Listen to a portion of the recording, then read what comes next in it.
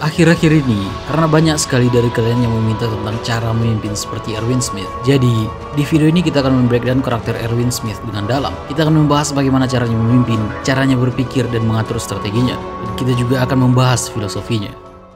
Video ini disponsori oleh Surfshark VPN. Surfshark adalah aplikasi dan browser extension yang bisa membuat kita seperti berada di negara mana saja di dunia ini. Jadi, kita bisa mengakses internet seperti kita sedang berada di negara itu. Surfshark dapat memberi kita akses ke internet secara penuh, yang berarti kita bisa melihat situs yang diblok di negara kita tercinta ini, seperti TV show dari negara lain. Dan yang terpenting, anonimitas. Setiap menit yang kita habiskan di internet direkam oleh banyak perusahaan. Mereka merekam tentang siapa kita dan apa yang kita lakukan. Semua data kita disimpan. Meskipun perusahaan-perusahaan ini mungkin tidak memiliki niat buruk, tapi ketika data-data itu diterobos oleh orang yang tidak bertanggung jawab, informasi itu bisa dia gunakan untuk melakukan hal-hal yang buruk. Dan dengan Surfshark VPN, kita bisa mengamankan semua data-data itu agar tidak terbaca. Aku pribadi juga menggunakan Surfshark VPN ini untuk mengamankan data-data yang kupunya ketika menghabiskan waktu di internet.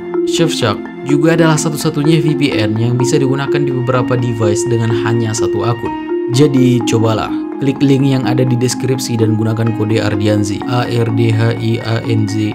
Kamu bisa mendapatkan paket 2 tahun dengan akses tambahan selama 3 bulan. Dan ini juga bisa di-refund selama 30 hari pertama kalau misalnya kamu tidak suka. Yang berarti tidak ada ruginya untuk dicoba. Jadi cobalah.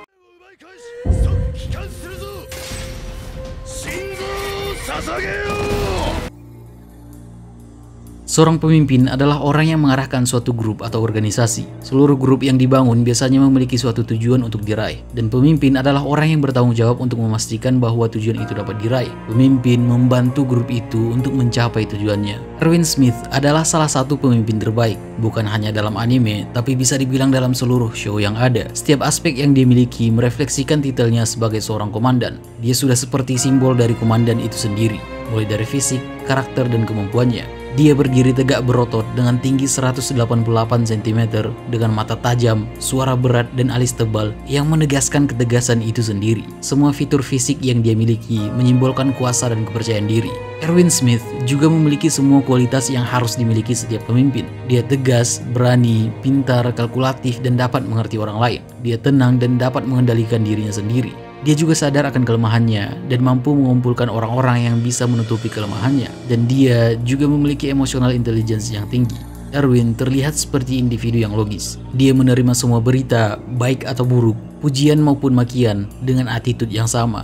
Erwin Smith memiliki karisma yang sangat tinggi. Dia tahu cara menginfluence orang-orang, cara meyakinkan orang lain untuk mau mengikutinya. Dia mempelajari orang-orang. Dia tahu apa yang mereka mau dan apa yang mereka takuti.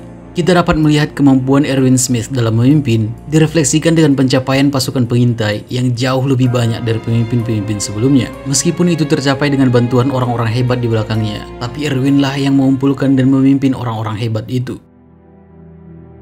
Kemampuan Erwin Smith pertama kali dapat kita lihat ketika dia memperkenalkan formasi jarak jauh kepada rekruter yang baru, yang dapat membuat mereka bisa menjelajah di luar dinding lebih jauh daripada sebelumnya, dan kehilangan nyawa yang lebih sedikit juga. Dengan formasi itu, para pasukan pengintai dapat melihat sekeliling mereka dan sadar tentang apa yang sedang terjadi. Dan dengan itu, Erwin bisa mengatur arah kemana formasi maju ke depan tergantung dari sinyal yang diberikan. Kita melihat sisi kepemimpinan Erwin sangat epik ketika mencoba menyelamatkan Eren. Dia meletakkan misi di atas dirinya sendiri. Dia memimpin dengan contoh, dengan menunjukkan kepada timnya bahwa dia bisa-bisa saja berkorban demi misi. Hal ini yang membuat orang-orang juga mau berkorban. Erwin membangun kepercayaan, motivasi, dan rasa hormat dalam waktu yang bersamaan. Walaupun sedang berhadapan dengan kematian, dia tetap fokus dalam misi menyelamatkan Eren.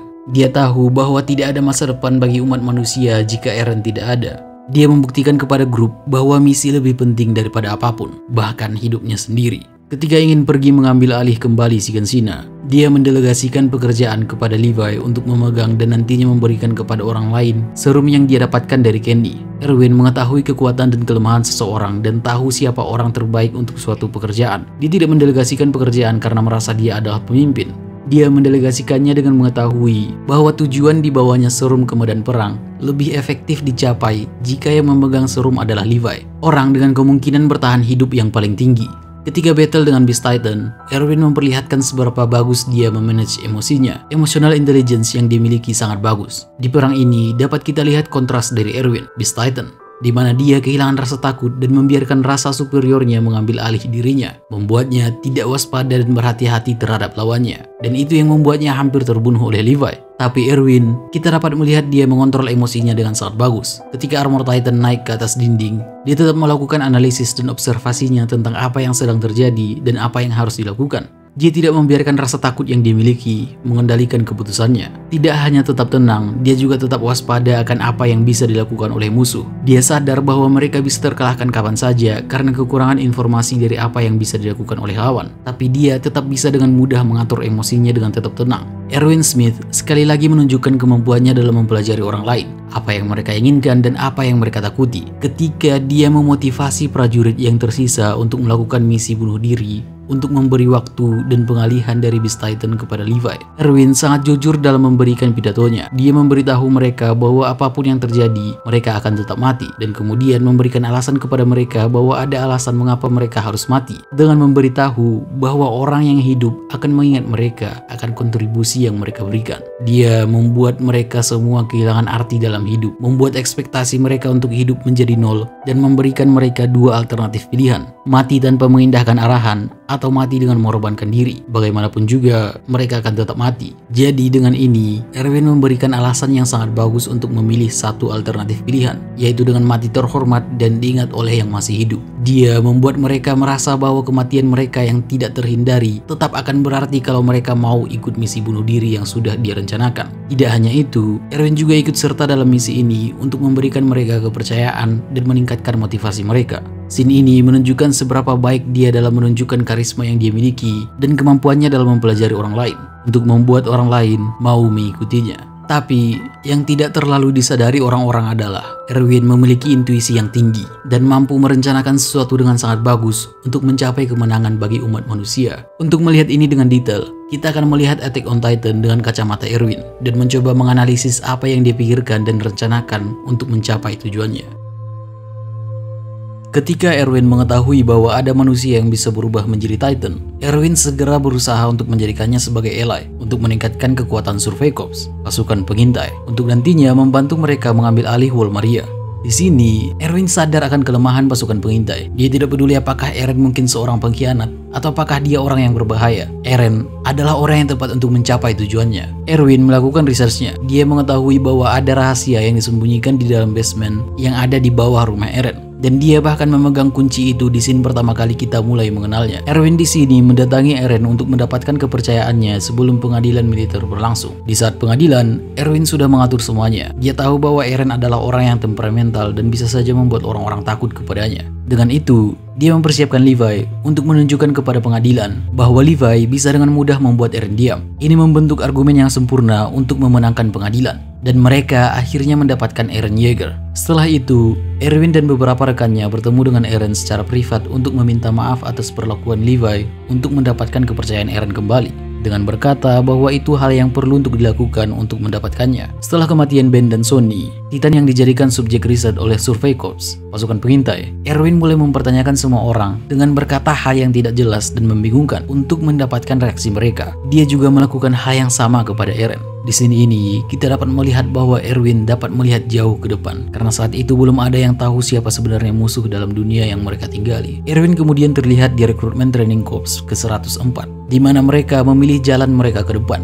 Di sini, dapat kita lihat bahwa Erwin mencoba untuk mengecilkan sebanyak mungkin tersangka pengkhianatan dalam militer. Dia berkata hal yang sangat tidak mungkin untuk dikatakan ketika mencoba untuk membuat orang lain bergabung dengan organisasi yang kita miliki. Dia memperkecil kategori orang yang masuk ke dalam Survey Corps menjadi hanya dua. Antara orang itu memang benar-benar ingin masuk ke dalam Survey Corps, atau mereka adalah musuh dalam selimut yang ingin mencari tahu informasi dari dalam organisasi. Dia juga memperjelas rencana mereka di saat rekrutmen untuk membuat para pengkhianat yang belum diketahui siapa ini memiliki motivasi yang lebih tinggi untuk masuk ke dalam Survey Corps. Di sini, sepertinya Armin sadar dengan apa yang dilakukan Erwin. Erwin memimpin ekspedisi ke-57 melalui distrik Karases dengan misi mencapai distrik Sigansina dan berpotensi mengetahui rahasia dari basement milik Eren. Dia memimpin mereka menggunakan scouting formation. Walaupun sayap kanan dari formasi itu dihancurkan oleh Abnormal Titan, Erwin terus melanjutkan operasinya dan menuntun mereka ke hutan raksasa, di mana di tengah hutan terdapat gerobak dengan alat spesial yang mereka gunakan untuk menangkap Titan. Karena Erwin sadar bahwa Titan abnormal ini adalah jenis Titan yang pintar, dia berencana untuk melawannya di dalam hutan ini. Di sini, kita tahu bahwa Erwin tidak pernah berniat menuju Sigansina karena hampir tidak mungkin untuk melakukannya saat itu.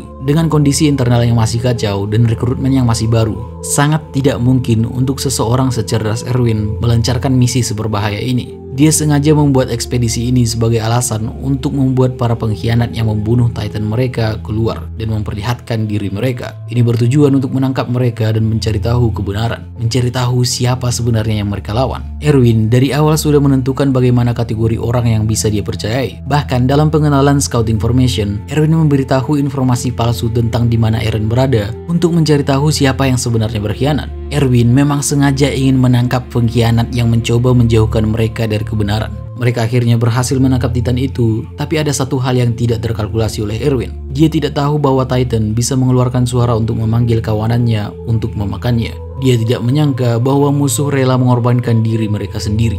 Rencananya gagal karena sesuatu yang berada di luar kontrolnya. Dia kalah karena mereka kekurangan informasi. Kesalahan Erwin di sini adalah mengasumsikan bahwa yang mereka lawan itu sama seperti Eren. Dia memimpin pasukan kembali dan disambut oleh kemarahan pemerintahan. Mereka berkata bahwa Erwin telah menghamburkan pajak yang diberikan orang-orang, dan mereka juga menuntut pembenaran atas banyaknya jumlah kematian dari ekspedisi yang dilakukan Erwin. Karena ini, Erwin diminta untuk pergi ke pusat kota dan menyerahkan Eren. Sebelum mereka pergi, Armin memiliki kecurigaan bahwa female Titan adalah Annie Leonhardt. Karena itu, Erwin merencanakan penangkapan Annie di distrik Sohes. Dan semuanya tidak berjalan dengan lancar karena perencanaan yang terlalu mendesak, yang membuat penangkapan ini diselesaikan dengan pertempuran Eren dan Annie yang menyebabkan banyak sekali korban jiwa.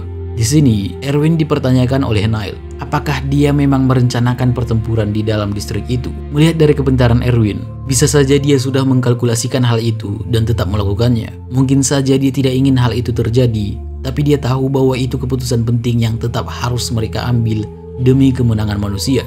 Annie kemudian tertangkap dan Erwin dipanggil lagi ke dalam meeting untuk menjelaskan apa yang sebenarnya terjadi. Erwin mengatakan bahwa mereka tidak bisa mendapatkan apa-apa dari Annie karena dia mengurung dirinya sendiri di dalam kristal yang tidak bisa ditembus. Terjadi lagi, kekurangan informasi membuat misi gagal.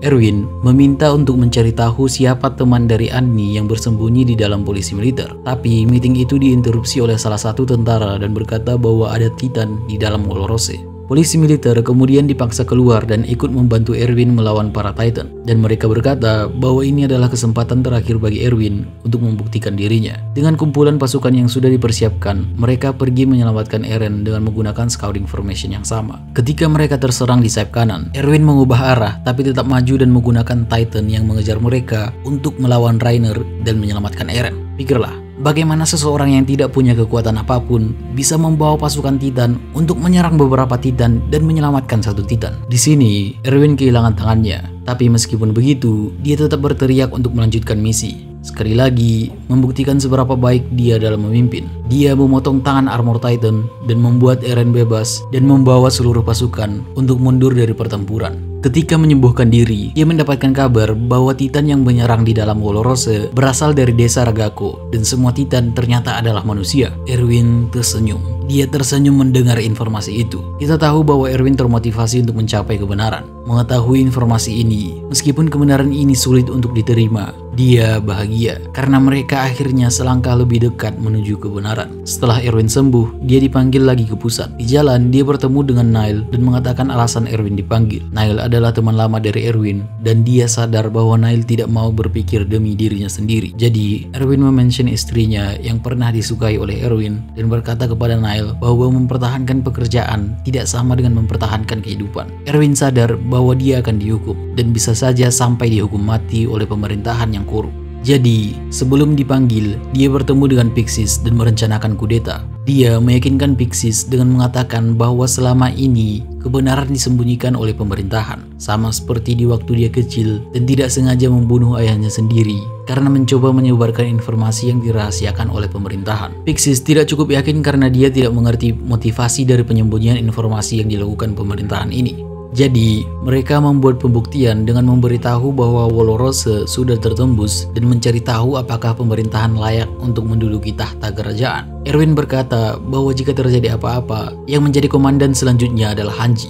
Karena sama seperti rencana-rencananya sebelumnya, dia melakukan gambling dan dia bisa saja kehilangan semuanya kalau dia gagal. Erwin dituduh melakukan pembunuhan berencana terhadap Dimo Reeves dan Erwin ditangkap. Karena kehilangan banyak polisi militer yang dibunuh oleh Levi, pemerintahan mendeklarasikan untuk tidak mentolerir sikap Survey Corps, pasukan pengintai, dan menyuruh polisi militer untuk menangkap mereka semua. Ketika Erwin diberikan hukuman mati di depan para politisi, Anka masuk dan mengumumkan bahwa Colossal dan Armor Titan telah menghancurkan dinding Rose. Mereka menjalankan rencana yang sudah disusun oleh Erwin dan Pixis. Karena para politisi malah menyuruh untuk mengorbankan setengah umat manusia demi mengamankan harta benda mereka, para militer di bawah pimpinan Zakri masuk dan melaksanakan kudeta. Levi kemudian menginformasikan tentang Titan raksasa yang mereka lihat menuju distrik adalah Road Race, dan Erwin kemudian mengatur lagi rencana brilian dengan mempertaruhkan nyawa para warga untuk menghentikan Road Race, dan mereka berhasil. Setelah 2 bulan Historia menjadi ratu, teknologi telah berprogres dan mereka bisa keluar dari dinding menuju Shiganshina di malam hari sesuai rencana dari Armin. Erwin mempercayai Levi untuk memegang serum Titan yang diberikan Kenny. Hanji menjelaskan kepada Erwin tentang Grisha yang diceritakan oleh Kid Sadis dan berkata bahwa Grisha adalah Titan yang berasal dari luar dinding, dan mereka berteori bahwa yang ada di basement rumah Eren adalah yang selama ini disembunyikan oleh pemerintahan, informasi yang dihapus di dalam memori seluruh umat manusia. Di aksi Shiganshina, kita dapat melihat dengan jelas bagaimana Erwin secara tenang dan waspada merencanakan tindakan untuk mengalahkan Beast Titan dengan menggunakan taktik-taktik dan strateginya. Karena tidak ada lagi jalan terakhir, dia melakukan misi bunuh diri dengan prajurit yang tersisa. Erwin berhasil selamat dari lemparan batu, tapi dalam keadaan tidak sadar dan terluka parah. Dia dibawa oleh Floch ke dalam distrik Shiganshina, dan setelah berhadapan dengan Eren dan Mikasa, Levi memberikan serum kepada Erwin, tapi akhirnya memberikannya kepada Armin. Karena Levi ingin membiarkan sahabatnya istirahat dari kejamnya dunia. Tapi kenapa? Bagaimana bisa seseorang mampu melakukan semua ini? Apa alasannya melakukan semua ini? Dalam series Attack on Titan, kita selalu dibuat mempertanyakan sifat asli manusia, mempertanyakan moralitas yang ada, melihat bagaimana mereka menerima rasa sakit sementara untuk kenikmatan bagi mereka di masa depan. Tiap karakter dalam series ini sebenarnya tidak termotivasi sepenuhnya untuk kebaikan umat manusia. Semuanya memiliki motivasi yang personal, mau itu kebebasan, keluarga, balas dendam, maupun mimpi pribadi. Kenny dalam waktu terakhirnya berkata kepada Levi bahwa semua orang haruslah mabuk akan sesuatu, mau itu kekuatan, wanita, tahta, dan juga mimpi. Dan itu yang membuat mereka bisa terus berjalan. Jadi, apa yang membuat Erwin mabuk untuk melakukan semua ini? Sepanjang series berlangsung, kita dapat melihat bahwa Erwin melakukan semua ini untuk kemajuan umat manusia. Tujuan utama dari Erwin adalah untuk menciptakan kemenangan manusia atas Titan. Dia rela mengorbankan apa saja untuk mencapai tujuan itu. Seperti yang dikatakan Armin Arle, Erwin mempunyai kemampuan untuk mengirim bawahannya untuk mati jika itu bisa membuat kemajuan terhadap umat manusia. Dia dapat mengorbankan kemanusiaannya sendiri demi membuat perubahan terhadap dunia. Tapi ketika latar belakangnya diperkenalkan, kita dapat melihat motivasi asli dari sang komandan. Ketika mereka berhasil mengambil alih pemerintahan, Erwin ragu apakah yang mereka lakukan ini adalah hal yang benar atau tidak. Di balik tekad dan dorongannya yang tinggi, Erwin mempertanyakan motivasinya sendiri. Apakah dia mungkin adalah orang yang egois selama ini? Kita kemudian diperkenalkan dengan latar belakang dari sang komandan. Ayah Erwin memiliki teori bahwa Raja Dinding telah menghapus ingatan umat manusia untuk mengontrol mereka semua. Erwin yang masih naif mengatakan teori ayahnya kepada teman-temannya. Dia tidak tahu alasan mengapa ayahnya hanya memberitahunya di dalam rumahnya dan tidak di dalam kelas, yang membuat ayahnya terbunuh secara misterius. Dari sini, Erwin memiliki mimpi untuk mencapai kebenaran, mencari tahu apa yang sebenarnya terjadi. Seperti yang dia katakan kepada Levi, dia sebenarnya lebih mementingkan mencari kebenaran daripada kemenangan umat manusia. Dalam percobaan mencapai mimpi ini, Erwin kehilangan kemanusiaannya. Dia menjadi iblis, a demon. Dia mengirim para prajurit banyak sekali rekan-rekannya menuju kematian demi mimpinya sendiri. Setiap gamble yang dia ambil adalah demi mimpinya sendiri. Menyelamatkan Eren, mengambil alih kerajaan, dia kehilangan banyak sekali di dalam prosesnya. Emosi, tangan, bahkan dunia percintaannya. Dia mengorbankan semuanya demi mimpinya.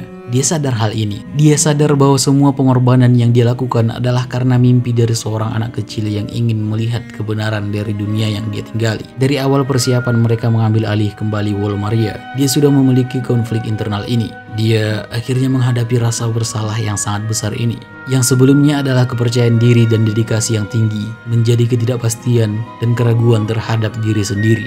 Dia mengingat kembali orang-orang yang dia pimpin menuju kematian mereka. Mengingat seberapa banyak orang yang dia suruh untuk mendedikasikan kehidupan mereka untuk umat manusia. Panel yang ditujukan menggambarkan situasi psikologisnya dengan sempurna. Erwin berdiri di atas tubuh dari semua komradnya, semua rekan-rekannya, memperlihatkan bagaimana dia mampu mengorbankan orang lain demi mencapai mimpinya sendiri. Dia terus berbohong untuk dirinya sendiri dan teman-temannya, kepada orang-orang yang dia sayangi, bahwa itu semua adalah demi umat manusia. Erwin adalah orang yang dipercaya bertanggung jawab untuk menyelamatkan umat manusia. Tapi dia juga adalah manusia yang juga memiliki kekurangan, memiliki motivasi pribadi dan mimpi yang egois. Itu semua yang membuatnya menjadi manusia. Manusia itu kompleks. Kita tidak bisa berkata bahwa Erwin itu sepenuhnya egois atau tidak. Dengan berkata bahwa dia adalah orang yang egois karena mementingkan mimpinya daripada nyawa orang lain, itu adalah hal yang salah, karena tidak melihat dan mempertimbangkan ketika dia maju mengorbankan dirinya sendiri demi umat manusia. Seperti yang dikatakan Kenny, seseorang haruslah mempunyai alasan untuk maju, sesuatu yang membuat orang itu mabuk, dan Erwin memiliki mimpinya. Mimpi yang dimiliki Erwin lah yang membuatnya tetap bisa berjalan. Itulah yang membuatnya bisa melakukan semua yang dilakukan dan mencapai semua yang dicapai oleh umat manusia sekarang. Memikirkan bahwa yang dia lakukan egois atau tidak sebenarnya tidak relevan. Karena satu-satunya cara untuk membuat umat manusia bisa melawan adalah dengan orang-orang seperti dia. Hanya monster yang bisa mengalahkan monster.